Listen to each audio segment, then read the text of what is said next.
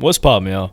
There's a lot that can be said about Joyner Lucas. For one, of course, he's the most famous rapper from Worcester, Massachusetts, and he's had, you could say, some were beef, real beef, and some were more lyrical feuds with people like Logic, Tory Lanez, and even Hopsin for a bit. There have been Grammy nominations, as well as the fact that Joyner Lucas has done a couple of songs with Chris Brown. They seem to have a great rapport going. And he was also recognized by Eminem as one of his favorite rappers of all time, which is pretty amazing within itself if you think about it. But a little known fact that I feel like needs way more attention about Joyner Lucas is that he partnered up with his manager and tech entrepreneur Dhruv Joshi to unleash a digital application called Tully for recording artists and songwriters. The Tully app has even gained the support of the global Sony Music Corporation, making Joyner Lucas really a whole tech entrepreneur right now. So we're going to talk about how Joyner Lucas worked his way up from a section of an East Coast state that most outsiders only associate with the city of Boston, and how Joyner Lucas got the recognition of both hip-hop and R&B stars and turned his thinking for lyrics into really thinking for some lucrative technology.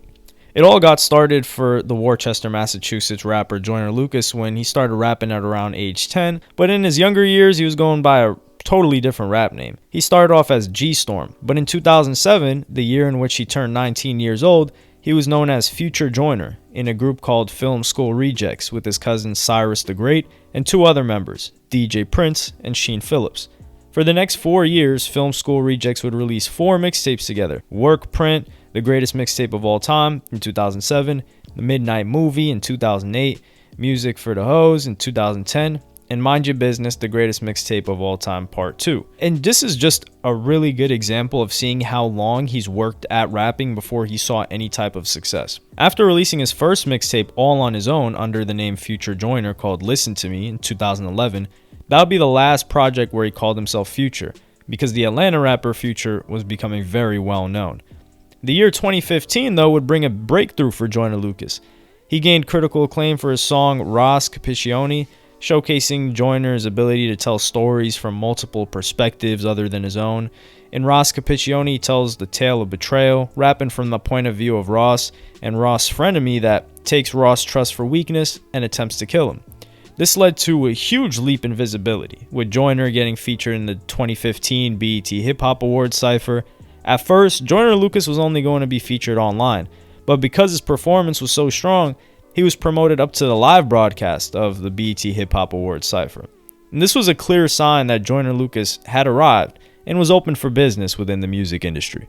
A year later, on September 21st, 2016, Joyner Lucas signed to Atlantic Records, putting out his first commercially released mixtape, 508-507-2209, with production from several of Canadian sound creators that Drake has worked with many times over, like Boy Wonder, Frank Dukes, and 1985. When Joyner's Grammy Award nominated music video I'm Not Racist depicted racism from both the side of a black person and a white person in 2017, that really broadened him during that time period as well. I think it was great timing on his behalf, although I have still not even checked out the music video. Joyner Lucas had leveled up, delivering his very first gold single, one of many that would follow, including Stranger Things with Chris Brown, I Love, and ADHD, the title track from Joyner's debut album. Joyner also made a lot of noise with his platinum song ISIS with Logic, marking the end of a rivalry or beef that the two rappers had been involved in. Then there were Joyner's feuds with Hopsin and Tory Lanez, both of which were really short-lived and only based on those artists publicly saying they were better rappers than each other. In the spirit of competition, freestyle responses were made, and they all got on with their lives and careers. But Joyner's not just one to go against rappers. He's also been respected for his high-profile collaborations. Eminem invited Joyner to be on Lucky You, the third single on Eminem's 2018 Kamikaze album. The Lucky You collab led to a Grammy nomination. Joyner had stated that his biggest inspirations are Eminem, Will Smith, and Jay-Z. So it must have even been more of a dream come true when Eminem went on Twitter and name-dropped Joyner Lucas as one of his favorite rappers ever, which had a lot of people befuddled on the internet. The Detroit Legends list consisted of Lil Wayne, which, of course, that needs to be on any sane person's list, Tupac, Royce da 5'9", Jay-Z, Redman, Treach, or T-Reach, I forgot how it was pronounced, from Naughty by Nature, Cool G Rap, The Notorious B.I.G., King Crooked, also formerly known as Crooked Eye, LL Cool J, Nas, Kendrick Lamar, J. Cole, Andre 3000, Rakim, and Big Daddy Kane. It's a lot of heavy hitters up there. And in the spirit of collaboration, not only did Joyner Lucas start his career off working well with others in his early Worcester rap group, but he's continued co-creating with his own manager, the tech entrepreneur Dhruv Joshi, to bring the Tully app to life to make the collaborative remote working environment for artists even easier. Along with Joyner Lucas, his manager also manages rapper King OSF. So how does a digital app that helps creative artists wind up with a seemingly not such a fancy name like Tully that sounds like it has nothing to do with music at all? Joyner solved that puzzle for us on April 14, 2020, when he logged onto Twitter and typed, "The irony of this whole situation is where the name Tully came from. I had a substitute school teacher named Robert Tully who had it out for me and literally failed me every semester he was teaching, LOL. Because I'm petty, I decided to name my app Tully. Hi, Robert." Joyner and his manager didn't just drop in, do an app, and dip out. They actually founded their own tech company called Vertical Craft Inc. in San Francisco, where tech startups really get started, funded, and end up flourishing or dying. Vertical Craft's focus is on developing tech tools for creative talent in the music industry, and its primary product, Tully App, is an artist platform that shifts the areas of production, promotion, and distribution into the control of the artists themselves, to be able to take charge of their own career trajectories. Before Sony got involved with Joyner Lucas and his managers, Tully, in 2020, it had already begun about 5 years earlier, in 2015, as a way for artists and songwriters to not only have more control over their work, but to be able to record their ideas, save their beats, store their final recordings, and streamline their entire process in a cloud-based app that's secure. He really just created a software as a service specifically for music artists. And Joyner told Revolt just how Tully plays a prominent role in his creative workflow. What Tully allows me to do is take my ideas and have them in a single creative space. It allows me to have freedom. Tully is something that has been very beneficial for me. I write all my music on there. Everything is consolidated. My lyrics, my beats, certain ideas that I come up with. It's just an awesome app. We've got hundreds of thousands of users on there using it actively, and it's growing every single day. I like that we can take a lot of things that weren't available before and give them to artists as tools for them to use to help improve on their craft. Joyner's manager explained some of the ways in which he personally finds Tully useful in his day-to-day work guiding the career of Joyner Lucas. As a manager, I have to juggle a lot of relationships for every song that Joyner creates. You have to get clearances and split sheets from lawyers and producers, collaborators, everyone. You have to make sure that you have the rights for beats and samples. You have to do all that while making sure that Joyner has what he needs to make it happen. I had never found a way of doing this that didn't end up costing a lot of time, a lot of money, and not be easy to track. It could get really hard to get a song to the finish line. So when we designed Tully to give me the controls, I need to get it done and keep Joyner in the loop. It's a game changer for the industry. Back during the summer of 2019, Joyner Lucas told Ugly God he should have used the Tully app after Ugly God told the horrible story of accidentally emailing a fan a Dropbox folder link to over 100 unreleased songs, to which the fan tried to force him to buy back his own music. Joyner called Tully leak-proof. I don't know how real that is considering we've seen huge companies get leaked. With Joyner Lucas as a co-founder, Tully already has a built-in spokesman who's not only part of the target audience that the digital app is going after, a musician himself, but he's plenty of fame that he can leverage to shine a bright light on his tech creation. As part of the rollout for Tully, Joyner introduced the app services to not just major artists of various genres with a name, but also the up-and-comers that this tool could seriously assist during his 20-city songwriter sessions that took place in states like New York, California, Illinois, Florida, Washington, Pennsylvania, Michigan, Massachusetts, Connecticut, Colorado, Louisiana, Virginia, Missouri, and Utah. But there was still a special level of exclusivity with these songwriter sessions because each one only allowed 26 participants. The events were free to attend, with tickets available to be purchased for meet and greets with Joyner Lucas, as well as access to merchandise for his ADHD album. In April of 2020, it was announced that Joyner Lucas and his managers, Tully, had accepted a strategic investment from Sony Music Entertainment, which magnified the expansion and capabilities that Tully could offer artists.